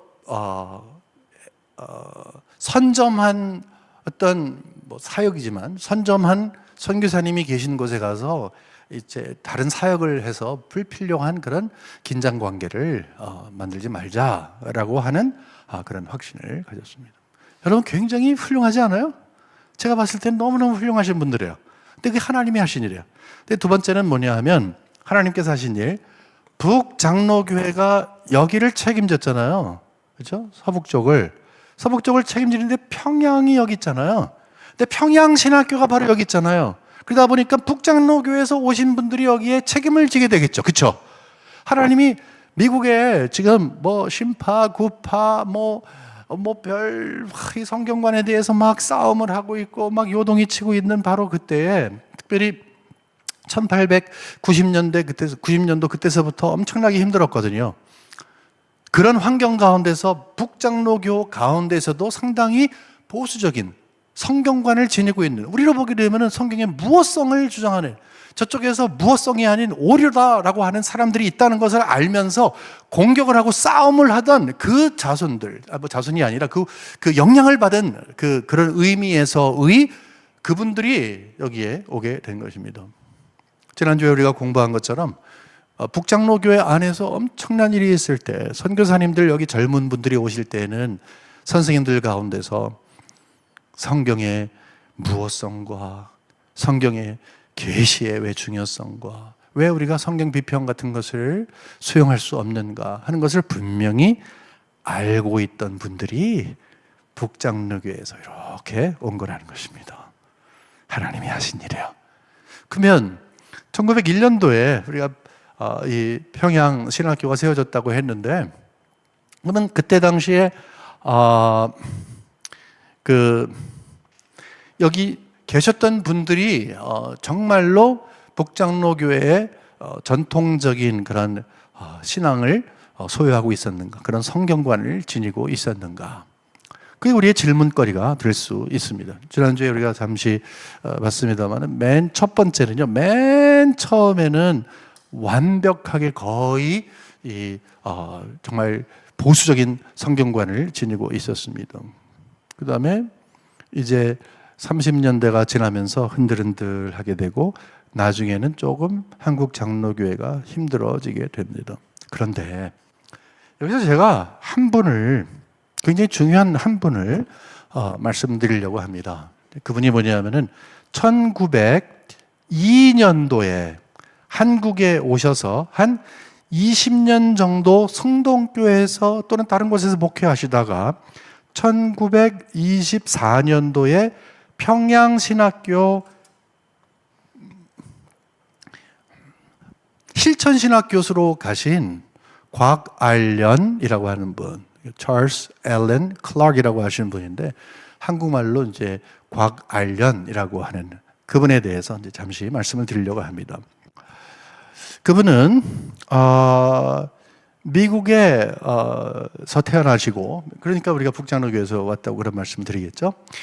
거기서 교육을 받으신 분이십니다. 자, 어떤 교육을 받았느냐? 우리가 미국이 여기에 있고, 이렇게 하나님께서 우리 한국교회에 신학을 그러니까 여러분, 이게 복음을 우리에게 심어줬다, 우리에게 복음의 씨앗을 뿌렸다라고 하는 거 굉장히 중요합니다만은 어떤 종류의 씨앗이냐 하는 것이 굉장히 중요하다는 거죠. 그렇죠? 잘못된 복음, 거짓 복음, 그러면 싹이 거짓으로 나니까. 근데 적어도 여기 미국은 지금 혼란스러울 때에 하나님께서 보낸 놀라운 그 선교사님들의 성향 가운데서 맨 첫 번째 오신 이 북장로교회 초창기에 계신 분들은 미국식의 이 신학을 가지고 있었다, 이렇게 볼 수가 있습니다. 그게 뭐냐? 두 가지가 너무너무 아름답게 조화가 된 거예요. 보통 우리가 보수 이렇게 얘기를 했을 때 너무 보수를 주장하게 되면은 이제 소위 말하는 꼴통 보수가 되죠. 꼴통 보수가 됩니다. 그러니까 모든 것든지 다 이제 막 잣대를 대고, 저도 이 자라나면서 좀 엄격한 그런 가정에서 자랐거든요. 이제 그러다 보니까 어렸을 때 고등학교 때까지 주일날 돈 쓰면 안 되고 TV 보면 안 되고 뭐 그런 거 있었어요. 공부를 하지 말라 그러니까 너무 좋죠. 공부하기 싫은데. 근데 월요일 날이 시험 있는 날이면 죽음이죠. 당일치기를 해야 되는데 그걸 못 하니까. 그 왜 그런가? 이제 한국 교회는 성경을 상당히 문자적으로 읽은 그런 경우가 상당히 많았습니다. 굉장히 근본적인 어떤 그런 요소가 있었는데 지금 지나고 나니까 그런 것이 참 귀하다라는 생각을 다시 한번 하게 됩니다만은 그럼에도 불구하고 이제 자칫 잘못하면 교리 하다 보니까 뭐가 빠지게 됩니까? 결국 교회의 사명이 어떤 것인가? 여러분, 교회의 사명은 영혼을 구원하는 거예요. 그리스도께 인도하는 거예요. 나는 좋은 곳 가는데 당신도 같이 가야지 라고 하는 거예요. 그게 핵심이에요. 그러면 교회가 우리에게 신앙의 선배들이 정말 힘들게 전해준 분명한 교리를 우리가 다 지니고 있는 것이 중요하냐? 네, 중요합니다. 그 중요성은 어떻게 발견될 수 있느냐? 아까 우리가 역사를 쭉 봤을 때 어거스틴 이야기하고 칼빈 이야기를 하고 지금 우리 시대를 이야기하는데 그 도중에 중요한 게 있어요. 그게 뭐냐면 웨스트민스터 신앙고백서라고 하는 거예요. 웨스트민스터 신앙고백서는 성경에 있는 내용을 너무너무 잘 요약해 놓은 것입니다. 이 고백서가 성경은 아니에요. 하지만 우리가 이만한 거 너무나 방대하고 읽기에 어려운 그런 책을 누가 잘 정리해 놓았으면, 그것도 주제별로 정리해 놨을 때는 쉽게 얘기하고 도리어 우리로 보면 성경을 더 잘 이해할 수 있도록 도움을 주는, 그것뿐만이 아니라 우리 장로교는 무엇을 믿느냐라고 했을 때 이것을 믿어야 된다, 이거다 라고 하는 것을 가장 잘 정리한 것은 바로 이 웨스트민스터 신앙 고백서입니다. 이게 장로교의 가장 기본적인 교리예요. 그렇죠? 이 교리라고 하는 그 자체는 성경으로부터 우리에게 유추한 것인 것을 자칫 잘못 알아서 교리가 중요하지 않다는 것이 아닙니다만은 교리만큼 더 중요한 것은 무엇입니까? 왜 교리가 잘 정리가 되고 잘 보존이 돼야 됩니까? 어떤 목적으로? 영혼 구원을 위해서. 자칫 잘못하면 교리 거기서 끝나버리면 안 된다는 것이죠. 우리가 결국은 복음을 심어주게 될 때 제대로 된 교리를 가르치기 위해서, 근데 가르칠 사람이 없어. 그럼 어떡하는 거야? 무용지물이죠. 무용지물이면 안 되잖아요. 그렇기 때문에 항상 두 가지는 같이 가야 되는 거야. 좋은 교리를 선배님들이 우리에게 준 웨스트민스터 신앙고백서는 물론이고 우리 선배님들이 우리에게 전해준 좋은 아름다운 교리를 우리가 지키고 또 보존하고 계승하되, 그러면서 왜 우리가 교회가 이 땅에 존재하는 것에 대해서 분명히 알고 나는 누구로 존재할 때 가장 하나님이 기뻐하실까라는 것을 생각을 할 때에 나는 역시 복음을 전하는 사명이 있습니다. 우리 교회는 복음을 전하는 사명이 있습니다. 이것을 이제 깨닫는 그러한 일이 되겠죠. 근데 놀라운 것은 이 막 어렵고 그럴 때에 남장로교에서 오신 분 가운데 특별히 곽알련이라고 한 분은 이 두 가지가 아름답게 조화가 됐어요. 다시 말해서 좋은 전통, 어떤 성경관을 지니고 있는가라고 했을 때 정말 성경 하나님의 말씀입니다, 오류가 없습니다라고 하는 분명한 이 관점과 함께 하나님의 말씀이 우리에게 주어진 것은 정말로 주관은 영혼을 구원하기 위한 것입니다 라고 하는 이 두 가지가 함께 온 거예요. 여러분, 가정을 해보세요. 선교사님들이 오셨는데 영혼 구원에 대한 열정이 없어. 그러면은 평양신학교에서 그냥 지금까지 한국은 완전히 신학하는 그런 교회가 되겠죠. 하지만 여러분 놀라지 마십시오. 우리 한국 교회는 맨 처음 1907년도에 부흥운동이 있었던 그 평양 부흥운동이 있었던 그때 같은 해에 첫 번 노예가 있었거든요. 그 다음에 한 10년 정도, 아니 한 3년 정도 있다가 이렇게 또 총회가 있었거든요. 근데 맨 첫 번째부터 놀라운 것은 맨 첫 번째부터 선교에 대한 열정을 가지고 있었다는 거예요. 선교사님들이 모범을 보였습니다만 이곳저곳을 다니면서 실질적으로 뭐 마차가, 물론 그때 마차 타고 다녔던 분도 계시지만 때로는 발이 부르트는, 왜 그런가 하면은 어떻게 산을 넘을 때 다리로 걸어야죠, 당연히. 정말로 이 땅에 와서 땀을 흘리고 피를 흘리신 그분들이 남겨준 발자국을 통해서, 발자취를 통해서 복음이 전달이 된, 그걸 보고 배운 거예요. 나중에 눈을 뜨고 나니까 저분들은 누군데 우리한테 와서 이런 걸 줬지? 그 가운데 자전이라고 있었잖아요. 3자 가운데. 너희들이 복음을 받았으니까 이제 복음을 전해야 된다. 물론 선교적인 마인드로 뭐 만주로 가기도 하고 이계풍 목사님은 제주도에 가기도 했습니다만은 일단은 전도의 열정을 하나님께서 강렬하게 해주셔서 한국교회가 바꾼 거예요. 그러나 그냥 무조건 전도 불불이 아니라는 거죠. 말씀에 근거해서. 그러니까 조화가 엄청나게 잘 됐다는 것이죠. 그래서 과관련 선교사님은 찰스 알렌 클라크 그 선교사님은 오시기 전에 이제 맥코믹이라고 하는 신학교에 있었습니다. 맥코믹, 여기 시카고에 가게 되면은 한번 기회가 있으시면 여러분 꼭 시카고에 들리실 때, 뭐 지금은 상당히 적용화 많이 됐습니다만은 맥코믹 링컨 파크라고 하는 곳에 있는데 거기에 맥코믹이라는 신학교가 있었어요. 한국 교회사를 조금 읽어보신 분들은 맥코믹 신학교 이게 많이 들어보셨을 거예요. 근데 맥코믹 신학교의 특징을 한마디로 말씀드리면 이거예요.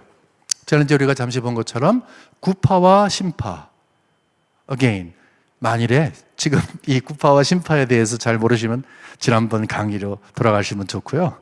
이 구파와 신파가 나눠져서 갈등을 하고 있을 때에 구파의 장점, 이것은 뭡니까? 전통, 성경관.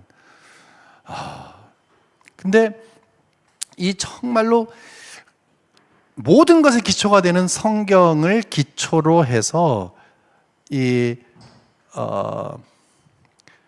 신파가 강조했던 복음 역사, 구령 사역, 실천적인 영역, 부흥 운동, 이런 것들을 같이 소유하되, 이것이 어려운 말입니다만은 확장된 정통이라고 하는 것으로 표현이 돼요. 확장된 정통.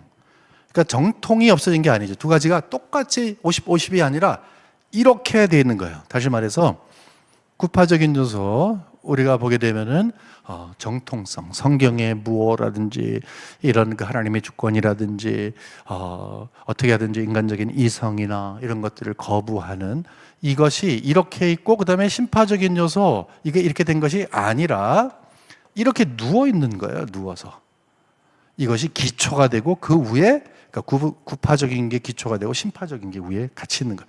이게 합쳐져 가지고서 확장된 정통, 그러니까 정통이긴 하지만 그것이 확장이 되었다라고 하는 그런 의미를 가지고 여기 오게 됩니다.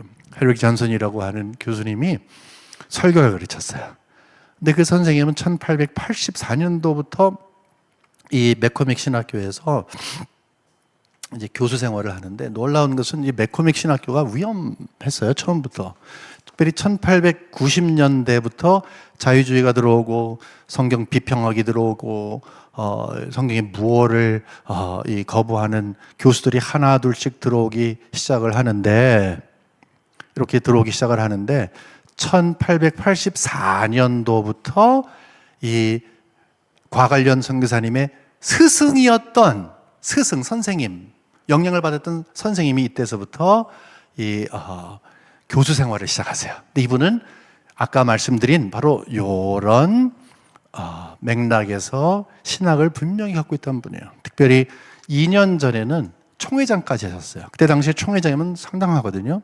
그러니까 뭐 지휘적인 그런 것은 사실 한국 총회장과 좀 다릅니다. 그게 아니라 책임감으로 봤을 때 상당히 어려웠어요. 근데 그 현실 가운데서는 구파하고 신파하고 나눠서 자기네들의 것에 그 강조점을 가지고 주장하고 서로 긴장 관계가 이렇게 있으니까 이 가운데서 바로 말씀드린 것처럼 우리는 우리의 전통, 성경관을 중심으로 해서 구령 사업에 대해서 분명한 하나님의 부탁하신 내용을 잘 임무를 감행해야 된다라고 하는 요 조화, 이것을 알겠어 이분이 여기서 딱 갖고 있는 거예요. 어른이시잖아요.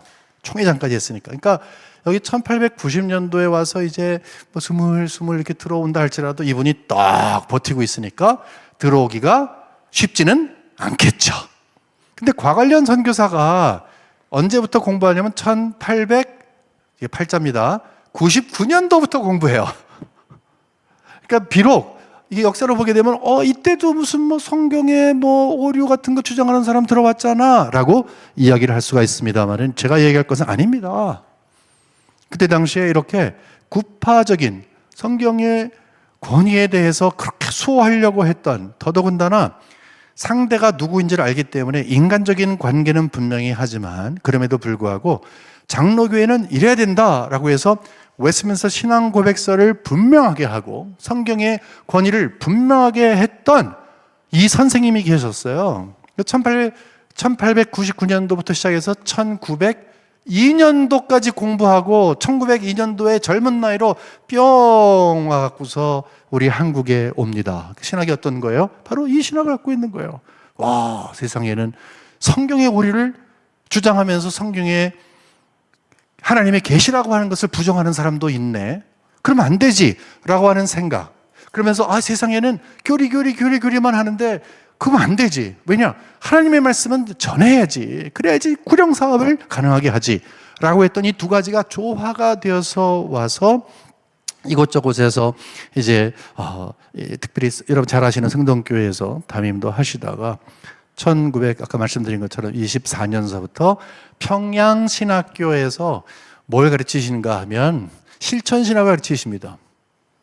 그래서 그 다음 해 1925년도에 설교학이라고 하는 책을 처음에 지으시고 나중에 개종판을 1954년도에 내십니다. 근데 놀라운 것은 이것이 제일 첫 번째 한국교회에 있었던 교과서예요. 선교사님들은 그냥 주먹구구로 한 것이 아니야. 근데 제가 기회가 있어갖고 이 부분에 있어서 연구를 할 기회가 있었고 발표를 했는데 하면서 너무너무 가슴 속에 와, 그렇구나라는 것이 새겨진 거예요. 한국교회의 신학의 특징이 어떤 것인가? 한국교회 신학은 신학적인 뿌리는 신앙을 형성하는 데 굉장히 중요하다고 말씀드렸잖아요. 그것은 하나님의 말씀의 모호와 하나님은 계시의 말씀이기 때문에 창조주가 되신 그분께서 창조물인 우리에게 당신의 마음과 계획을 알려주시고 우리의 삶의 규범이 되고 우리가 믿어야 하는 내용들이 되어서 바로 그것이 이것이구나 라는 그 진리가 성경 말씀에 있는 것을 믿고 그 말씀을 주신 하나님께서 어떤 분인가에 대한 분명한 확신을 가지고서 출발되는 그것 위에 마음에 불을 주세요. 제가 과관련 선교사님은 시카고 출신이거든요. 그러니까 시카고 출신, 원래는 미네소타 출신이지만 이제 시카고에서 공부를 하다 보니까 거기 무디 바이블 지금 인스티튜트 있습니다. 무디 선생님에게 상당히 영향을 많이 받았어요. 그때 당시에 무디가 막 세계 선교의 꿈을 꾸면서 젊은이들을 막 보낼 때 거기 영향을 받은 분 중에 하나예요. 그러다 보니까 이 과관련 설교학 책 여기에 뭐라 그러냐면 무디를 이야기하면서 마음에 불을 지펴라. 그러니까 정말 엄청나게 많은 한국교회 우리 장로교회 목사님들에게 영향을 준 이 놀라우신 하나님께서 보내주신 이 선교사님, 과관련 선교사님을 통해서 거의 30년 이상을 이제 평양신학교에서 가르치셨거든요. 그 정도면 한국교회에 기초를 놓으신 분이다. 라고 볼 수가 있죠. 뭐 성경신학, 그러니까 구약, 뭐 신약, 그다음에 역사, 조직신학 이런 쪽으로도 있습니다만은 제가 말씀드리는 것은 적어도 우리 성도님들과 맞대서 함께 말씀으로 호흡을 하고 성도님들의 삶을 인도하던 목사님들에게 직접적인 영향을 주었던 그 과관련 선교사님이 평행신학교에서 그 장시간 동안 하셨던 것이 무엇이냐? 성경의 무엇에 대한 것도 했지만 무디 선생님의 것을 말하면서 강단에서 불이 나와야 된다. 근데 정말입니다. 불이 나와야 된다고 이야기하는데 그 불이 불을 막 지피는 그런 의미가 아니라 정말로 상대를 하나님 앞에 무릎 꿇게 해서 복음으로 인도하기 위해서는 설교자 당신의 마음속에서 불이 먼저 일어나야 됩니다. 바깥으로 나오는 불은 그 마음속에서 나오는 불이 있느냐 없느냐입니다. 그리고 하나님의 말씀이 중심이 되어야 되고 본문이 중심이 되어야 되고 또 본문에서 나오는 청교도의 신학과 마찬가지로 신앙과 마찬가지로 또 설교와 마찬가지로 그 각 말씀의 그 본문 안에 있는 아주 중요한 교리적인 것, 이 교리가 막 딱딱하고 차가운 그런 교조주의가 아니라 하나님께서 무엇인가 하나를 딱 얘기하고 횡설수설하지 말고 중언부언하지 말고 딱 그거를 전해라. 만일에 거기에서 두 가지, 세 가지의 주제가 있으면은 두 번, 세 번 설교를 해라. 욕심 부리지 마라. 하지만 분명하게 내가 이야기하고 있는 게 뭔지를 알아서 하나님의 마음을 전하라. 근데 전할 때 불을 가지고 전해라. 그래서 한국교회가 이렇게 하나님의 말씀에 대해서 분명한 이해를 하고 또 거기에서 중심이 되어서 성경 중심적인 이런 아주 놀라운 보수성을 지니고 있으면서도 뜨거운 이유가 무엇이냐?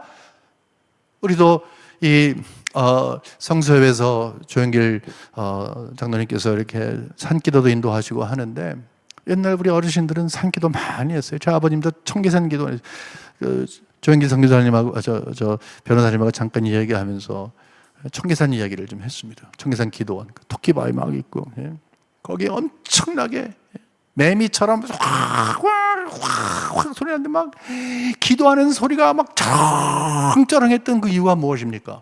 선교사님들이 그렇게 우리에게 알려주신 거예요. 여러분, 그럼 우리가 무엇을 회복해야 되겠습니까?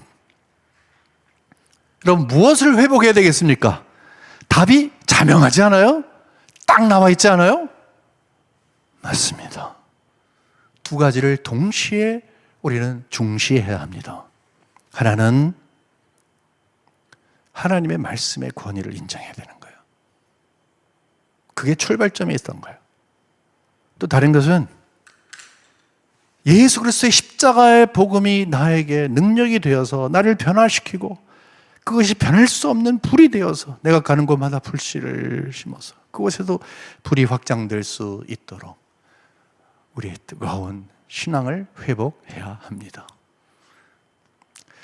자, 이제 이것으로 저는 여러분께 강의를 마칩니다마는 오늘 강의를 통해서 이렇게 아름다운 시작을 하신 하나님께서 지난 날 동안에 우리 한국교회를 불쌍히 여기시고 또 축복해 주셨는데 지금은 잘 하셨군요, 감사합니다를 떠나서 앞으로 우리가 어떻게 할 것인가 하는 것에 대한 마음의 고민을 갖고 바로 여러분들이 주인공이 되어서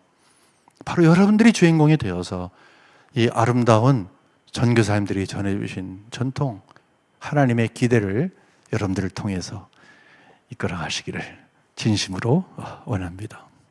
하나님 아버지, 역사의 주관자가 되신 하나님께서 한국교회를 불쌍히 여겨주시어서 훌륭하신 선교사님들을 보내주시고 복음의 씨앗을 심어주시되 정말로 성경적인 아름다운 복음을 심어주신 것을 인하여 감사합니다.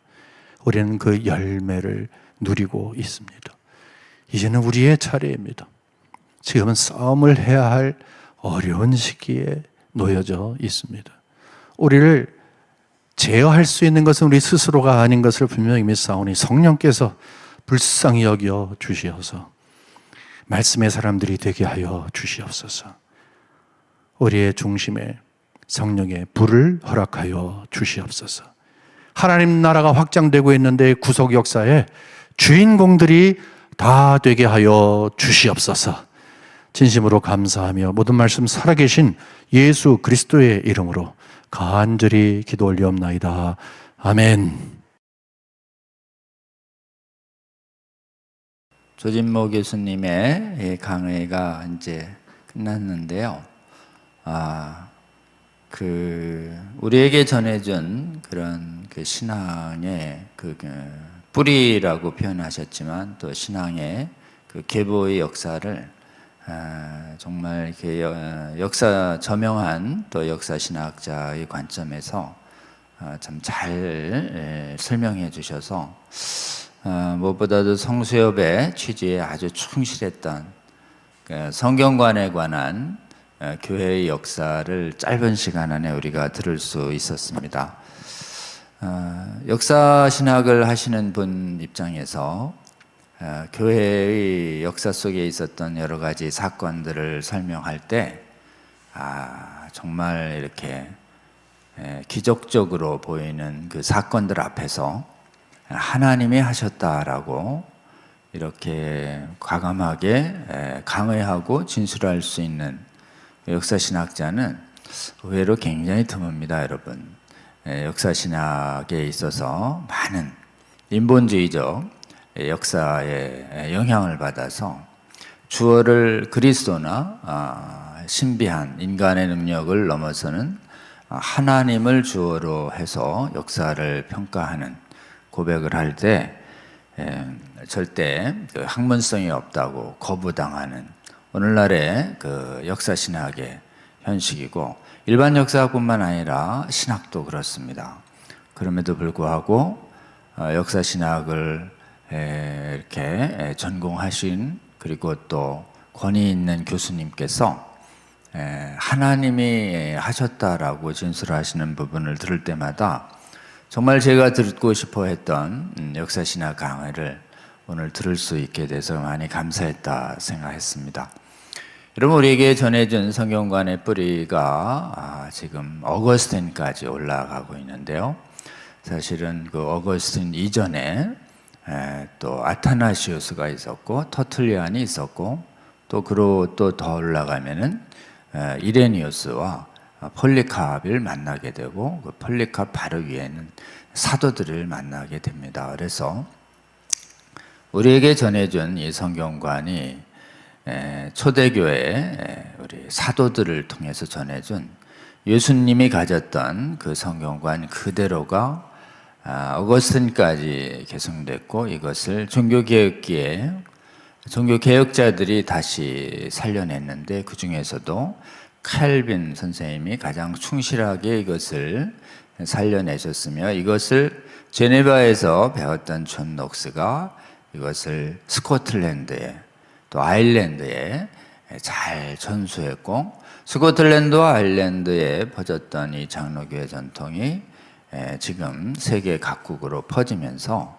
한국에 오신 이런 선교사님들은 네 곳에서 왔다. 장로교의 측면에서 보면 북장로교가 왔고 또 이어서 호주 장로교가 왔고 남장로교와 캐나다 장로교에서 왔는데 그 올 때에 그 나라의 신학교에서 성경 비평학이 확산되고 있던 시대에 한국에 왔던 선교사님들은 전부 성경을 오류 없는 하나님의 말씀으로 굳게 믿는 선교사님들이 집중적으로 초기에 와서 신학교를 세우고 한국의 목회자들을 교육시켜냈다라고 하는 부분을 우리 또 조진모 교수님께서 아주 너무 또 잘 설명을 좀 해주셨습니다.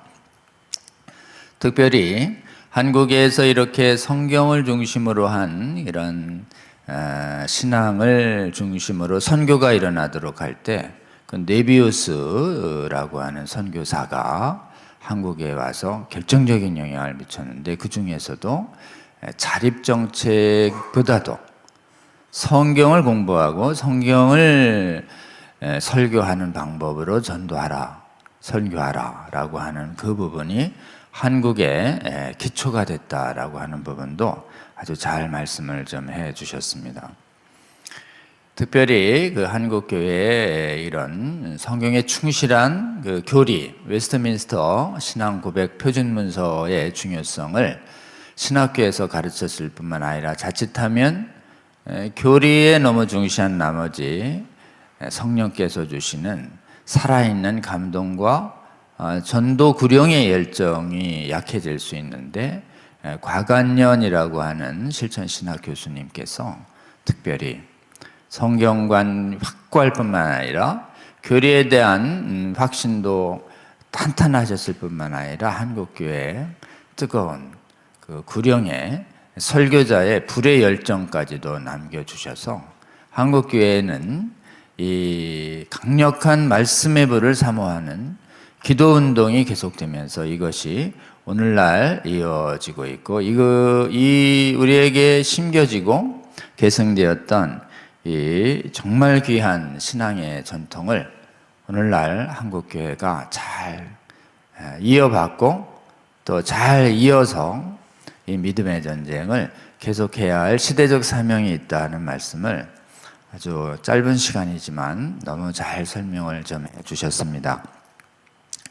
여러분, 우리 조진모 교수님의 지난번 강의와 그 다음에 이번 주 강의를 한번 기회가 되시는 대로 다시 한번 잘 들어주시고, 이렇게 올바른 우리의 믿음이 예수님부터 시작해서 어떻게 오늘날까지 귀하게 이어지고 있는지, 그리고 지금 가장 중요한 것이 성경에 하나님의 오류없는 말씀이라고 굳게 믿는 그 믿음의 기초 위에 올바른 교리를 배우고 뜨거운 전도 열정에 헌신하며 그 말씀의 기초에서 기도하는 것이 참교회의 모습이고 참교회 성도들의 모습이다라고 하는 이 메시지를 우리 영혼에 잘 새기면 좋겠습니다.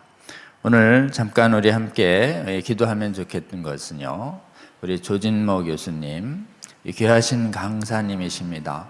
참 역사신학에서 이렇게 과감하게 신앙고백적인 올바른 성경관과 전도와 교리의 중요성을 말씀해 주시는 그런 교수님이자 또 실제 목사님이시기도 한데요. 이분 귀하십니다. 이분의 사역을 하나님께서 계속 동행해 주시고, 조만간 아마 또 한국교회사에 대한 귀한 저서도 아마 마무리해서 곧 출간하실 예정이라고 합니다. 또 출간되는 교회사에 관한 책들도 널리 읽혀져서 한국과 세계교회의 성도들이 올바른 교회관과 역사관과 성경관을 가지도록 하는데 도움이 되면 좋겠고, 또 오늘 계기로 해서 여러 곳에 한국과 세계교회를 잘 깨우고 올바른 믿음 위에 세우도록 하는데 우리 조진모 교사님 귀하게 사용하여 주시기를 바라는 의미에서 우리 한번 주여 한번 부르고 우리 교수님의 사역과 그 다음에 성경 믿는 믿음과 불같은 기도하는 신앙, 전도의 신앙 회복하는 한국교회, 세계교회 해달라고 우리 주여 한번 부르고 기도합니다. 주여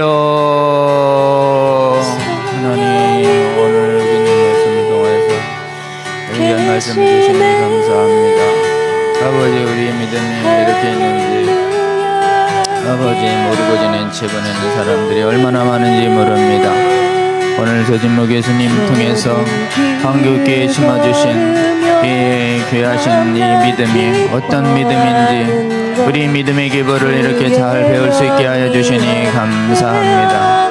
하나님, 전 세계의 교회들이 성경에 대한 믿음이 훼손되고 있던 시대에 한국교회에만 하나님 성경을 오류없는 하나님의 말씀으로 믿는 선교사들 보내주시고, 뜨겁게 하나님 구령의 열정, 전도의 열정으로 기도하며 전도하는 선교사들 이 땅에 보내주셔서 이렇게 한국교회가 이러한 선교사님을 통해서 가장 비결하고 순전한 하나님의 정말 생명력 있는 복음, 영생의 복음을 온전히 받아 전도하며 오늘날까지 이르는 것을 알게 하여 주시니 감사합니다. 하나님, 이렇게 큰 은혜를 입은 한국교회가 오늘날 아버지 성경을 못 믿게 하는 서구교회와 오늘날 아버지여 사회주의의 성경병적인 잘못된 신학에 의해서 이 뜨거운 살아있는 신앙이 잠잠해져가고 죽어가고 있는 오늘날 우리에게 주어진 사명을 깨닫습니다. 이제 하나님 저희에게 주신 그 은혜를 기억하게 하여 주시고 저희가 붙잡아야 할 성경의 올바른 신적 권위를 굳게 잡는 한국교회 되게 하여 주시기를 원합니다. 주님 이 사역을 위해서 우리 조진모 교수님 하나님 성령으로 더욱 충만하게 하여 주시고 섬기는 교회와 섬기는 저설 사역과 섬기는 가정 사역에 함께 하여 주셔서 하나님 더욱더 널리 하나님 사용하여 주셔서 아버지 한국과 세계교회에 아버지 더 많은 교회들을 굳건히 세우는데 귀하게 사용하여 주시고 우리 성순성 성수협의 귀한 성도님들 이 강의를 영혼에 새기며 우리의 시대적 사명을 다시 보며 아버지 우리에게 아버지 전해준 이 귀한 사명을 귀하게 간직하고 우리 후대에게 잘 계승시켜서 주님의 몸된 교회를 바로 섬기는 시대적 사명을 잘 감당하는 한국교회 성도들 되게 하여 주시옵소서. 이 모든 말씀 우리 주님 예수님의 이름으로 기도하옵나이다. 아멘. 네, 다음 몇 가지 광고를 좀 드리겠습니다. 우리 성수협 강의 공유운동이 계속되고 있습니다. 이제 성수협도 2년 차에 접어들었습니다. 여러분 우리가 지금 성경의 신적 권위를 이렇게 느슨하게 잡을 때 또는 포기할 때 얼마나 곳곳에 신학 분과가 오염이 되고 또 이것이 신앙의 실제에 있어서 얼마나 심각한 문제가 되고 있는지 올바로 알아서 우리가 이제 돌이켜야 되고 또 경계해야 하는, 그래서 올바른 바른 신앙을 회복하는 운동 가야 합니다. 그러기 위해서는 이 매주 월요일 1시간이나 2시간 제공되는 이 성수협 강의를 여러분 조금 어렵게 느껴지시지만 이 어렵게 느껴지는 이 강의를 통해서 세계의 수많은 교회들이 무너지고 있기 때문에 여러분이 조금 힘들지만 꼭 들어서 여러분 미혹을 막아서는 힘을 갖추셔야 되고 또 여러분 주위에 있는 많은 교회 지도자들과 또 성도님들을 믿음의 파산과 오염을 막는 일에 여러분 좀 헌신해 주시기를 부탁드립니다. 구체적 일환으로 우리 성수협 강의 공유운동을 하고 있습니다. 여러분이 섬기시는 교회 채널에 이 강의가 올라갈 수 있도록 기도해 주시고 또 교회 채널에 올릴 수 있는 분들에게 적극 권해 주셔서 채널 공유 운동이 일어날 수 있도록, 그래서 이 강의를 듣는 분들이 깨어나서 분별력을 가지고 기도하고 있다가 혹시 여러분 교회에 잘못된 신학의 메시지가 들어올 때 경계하고 쫓아내서 막아내서 양들의 영혼의 오염과 죽음을 막는 귀한 우리 교회를 수호하는 파수꾼의 사명을 다해 주시기를 부탁드립니다. 다음이요. 매주 월요일에는 우리가 성경을 읽어갈 때 또 성경을 가지고 또 교훈하고 가르치고 또 설교하실 때 지금 이 시대에 성경 비평으로 비롯한 성경의 신적 권위가 훼손된 거짓 신학 때문에 훼손되고 있는 오늘날 우리가 어떻게 예수님이 가르침 따라 바르게 성경을 읽어서 하나님의 나라인 교회를 잘 지키고 수호할 수 있는 용사들이 되도록, 복음 전도자들이 되도록 하는 성경 읽기 과정이 매주 월요일 2시간 안팎 제공되고 있습니다. 오늘은 성경이 계시하는 하늘의 하나님의 왕국 수호 전쟁에 대해서 여러분하고 좀 나누려고 합니다. 실제로 성경이 계시하는 만큼 하늘의 하나님의 나라, 하나님의 왕국에 관하여 성경이 말하고 있는 만큼 우리가 정확하게 알아야 되고 또 이것보다 더 나아가서도 안 되고 이것보다 빼서도 안 됩니다. 근데 유감스럽게도 하늘의 하나님의 왕국, 하늘의 세계에 관해서 성경에 있는 것보다 더 나가는 사람들이 너무 많고 또 성경에 있는 하나님의 말씀을 이해가 안 된다고 너무 빼버리는 사람들이 너무 많은 이 시대에 우리 성경께서 성경을 통해서 하나님의 왕국 수호를 위해서 특히 하늘의 하나님의 왕국의 수호를 위한 성경의 계시들을 우리가 한번 다 좀 배워서 우리가 무엇을 빼고 있고 무엇을 더하고 있는지 오늘 좀 잘 배우는 시간 됐으면 좋겠습니다. 6시 반부터 시작하는데요. 여러분 함께 해주시면 좋겠습니다. 다음이요. 아까 우리 조진모 교수님 말씀하신 것처럼 우리가 기도해야 합니다. 기도 없이는 정말 이렇게 온전히 말씀을 증거하고 전도할 수 있는 힘이 생기지 않습니다. 그리고 특별히 성경의 신적 권위를 수호하는 이 긴 전쟁에서 반드시 해야 할 전쟁에서 우리가 승리하는 힘 얻는 것도 기도입니다. 우리 성수협에서는 지금 매주 목요일 8시 반에 지금 산기도를 하며 기도 제목을 우리 성수협방과 또 우리 하은산 기도방에 올려드리고 있습니다. 여건이 되시는 분들 꼭 오셔서 함께 한번 이 땅에 하나님의 나라가 임하도록 예수님이 모범을 보여주신 산기도 함께 하기를 원하고요. 그 다음에 혹시 형편이 어려우신 분들은 함께 올려드린 기도 제목 각처에서 형편껏 함께 기도해서 같은 기도의 제목으로 기도하는 분들이 한국과 세계 각처에서 일어날 때 하나님께서 응답하여 주셔서 성경 믿는 믿음을 회복하는 큰 은혜를 한국과 세계교회에 베푸실 거라고 저희는 믿습니다. 여러분 우리 하나님 나라 언약산 기도회라고 하는 하원산 기도회에도 함께 참여해 주시고요. 우리가 월요일에 제공한 성수협 강의와 그 다음에 전 밤에 제공하는 성순성 강의를 놓고 또 우리가 소그룹 나눔을 하면서 서로의 감동을 나누고 또 이것을 어떻게 확장시켜야 될지에 대한 소그룹 전도 훈련도 목요일 날 6시에 시작합니다. 형편이 되시는 분들은 이 자리에 오셔서 같이 또 받은 은혜를 나누면서 소그룹을 통해서 서로 격려받고 도전받고 은혜 받는 시간 됐으면 좋겠습니다. 다음이요. 다음번 강의를 이제 예고해 드리겠습니다. 다음번엔 또 우리 선교학 분야의 최고 권위자이신 우리 김학효 교수님 좀 모셨습니다. 우리 김학효 교수님은 우리 합신 제가 이렇게 다니고 있는 합신 신대원의 신대원 대학교의 바로 직전 총장님을 역임하신 분이십니다. 근데 무엇보다도 이 선교학 부분에 있어서 성경적 선교에 아주 충실한 좋은 교재도 쓰시고 또 성경에 충실한 선교학 강의를 계속 해오셔서 선교학 분야에서 성경의 신적 권위를 전제로 한 선교학을 잘 지키고 보존하는 믿음의 전쟁을 힘껏 해오시는 분입니다. 여러분 이 선교학 부분이 어디를 많이 오염시켰냐면 뭐 곳곳에 오염이 됐지만 지금 우리는 신구약학, 성경신학이 오염된 부분도 봤고 또 조직신학이 오염된 부분도 봤습니다. 그리고 최근에는 우리 역사신약 부분하고 그 다음에 설교학 부분이 오염된 것을 어떻게 회복할 것이냐에 대해서 봤는데요. 이번에는 2시간에 걸쳐서 선교학 부분에 있어서 얼마나 치열한 전쟁이 벌어지고 있는지에 관해서 우리 김학의 교수님 통해서 우리가 좀 듣기를 원합니다.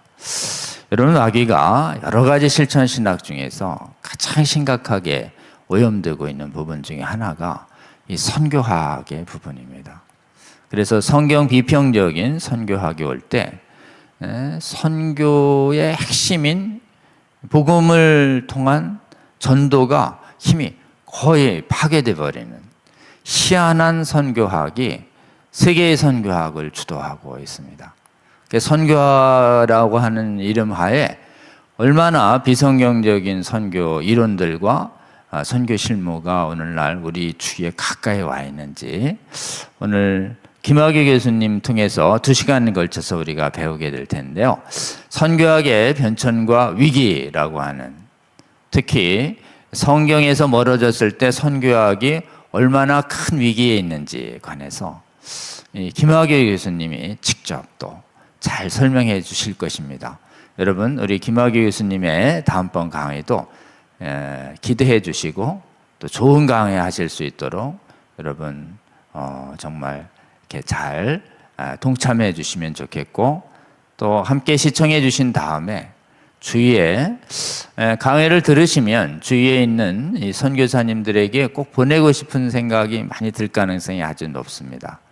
이 강의도 잘 시청해 주시고 널리 권유해 주시기를 부탁을 드립니다. 다음이요.